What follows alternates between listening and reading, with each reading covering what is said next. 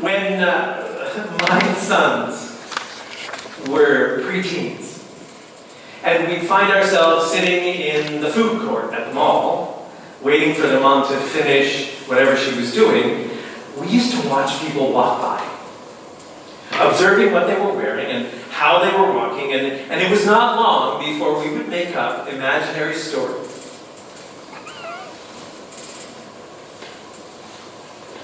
He was really good at this game. Really good. We'd see a tall fellow carrying a briefcase on his way to the professional center, and he'd be a double-knot spy working for the KGB. We would imagine he had a hidden camera hidden in his briefcase taking video surveillance. Or we'd sit under a bench. We'd sit on a bench next to a glittering Christmas tree and see a child walk by, staring at the lights, and we'd imagine that little guy had been abducted by Christmas elves as the model for their next Hallmark Christmas ornament. One time, a woman walked by in high heels, fur coat, and we imagined she was the wife of some Hollywood actor filming the next Batman movie in the hills near Penticton. It was always fun.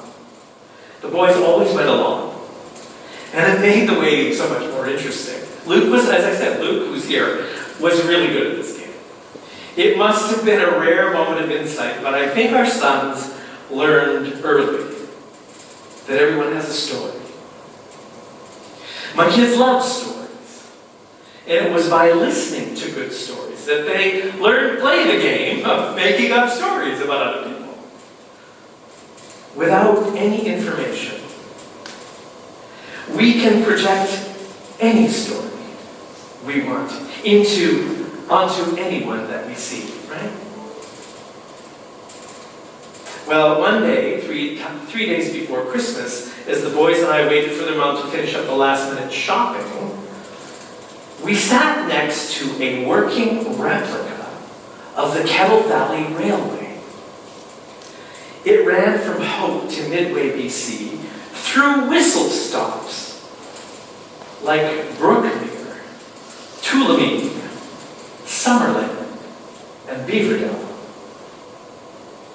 As my boys and I watched that model train wind its way through the Model Mountain canyons of the Kootenays, a woman moved quietly near to us, oblivious to anyone near. She looked like the loneliest woman in the world. Her eyes were distant, lost in time.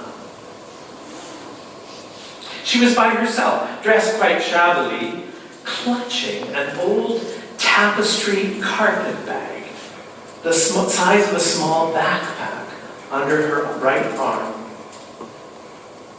Her left hand was holding the bottom of the bag, as if it was her only treasure in the world.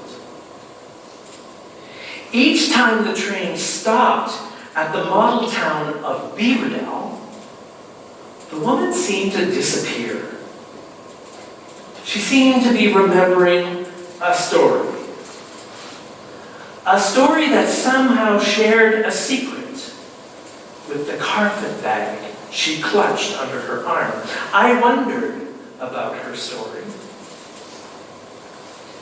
I projected a story.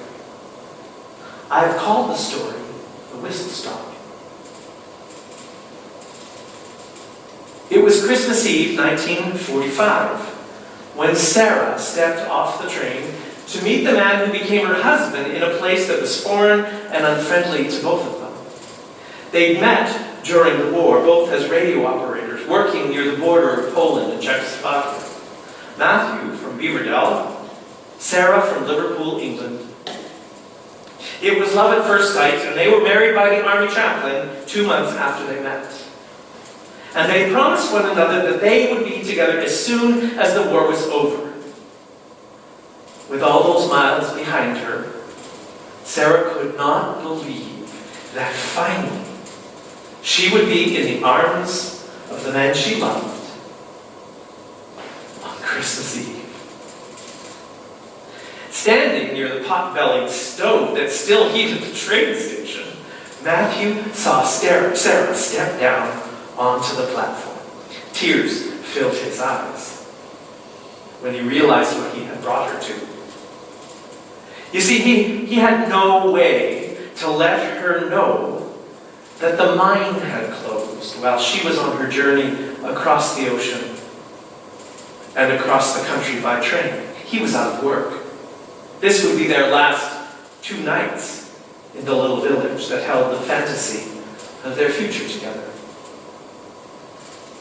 When she saw him bounding toward her, her heart fluttered, her breath was shallow, her mouth went dry.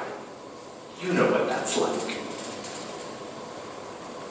She didn't think she could ever be as happy as she was in that very moment. He scooped her up, swung her around the platform as weary travelers watched in delight. They got her bags and found the 1932 Bedford flatbed truck he'd bought from his uncle, dusted off the inch of snow that had fallen on the hood and windshield, and climbed in.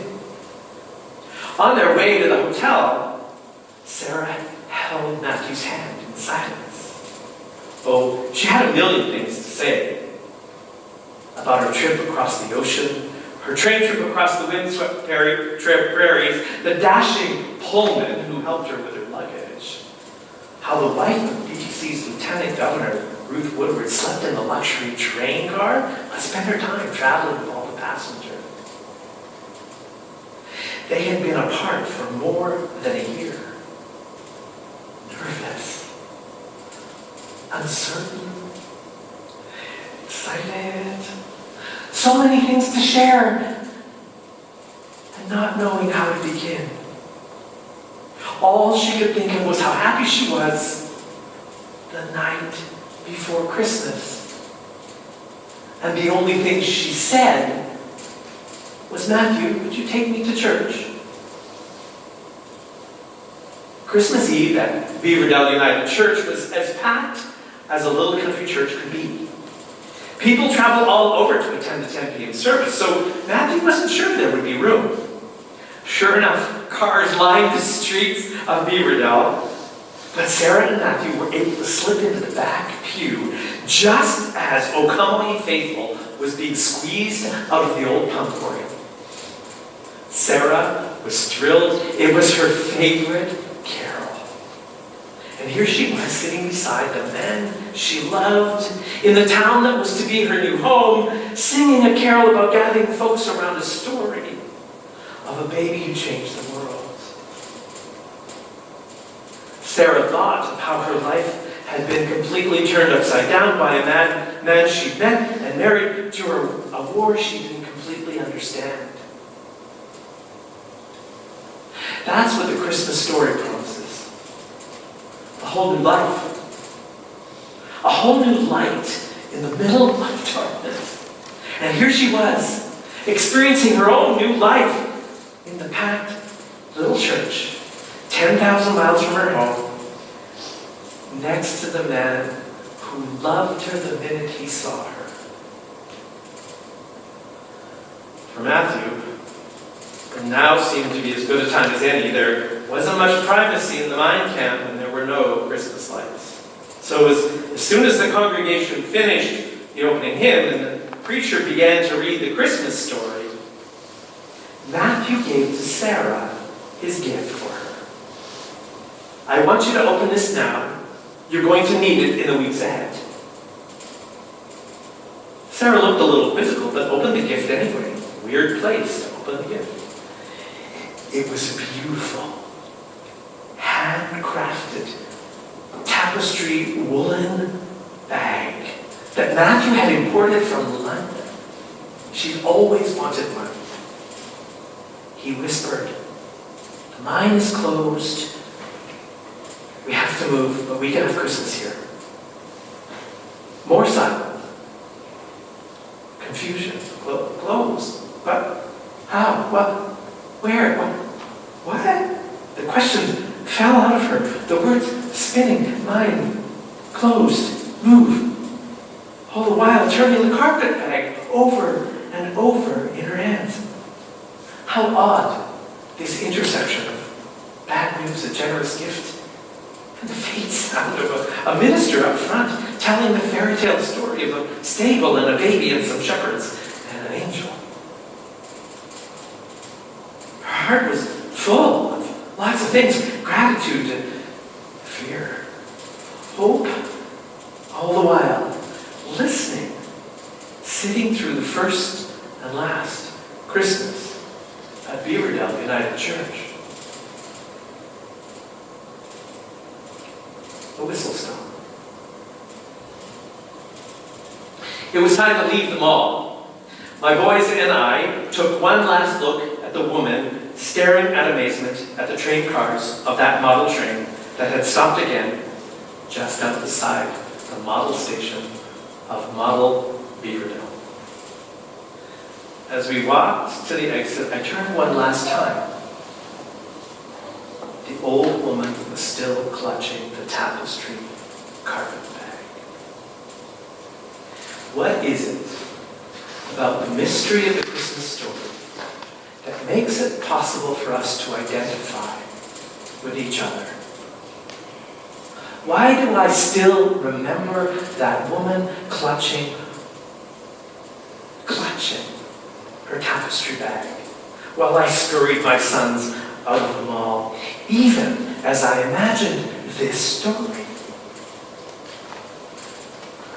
The fourth verse of the brand new carol that I have come to love, Dream a Dream, speaks to this very experience. Dream a gift. The Christmas gift that changes everything we see. The shimmering of angel wing. The child. The mystery. God's continuing gift to us. Life in the middle of darkness is the mystery that changed everything. It still does.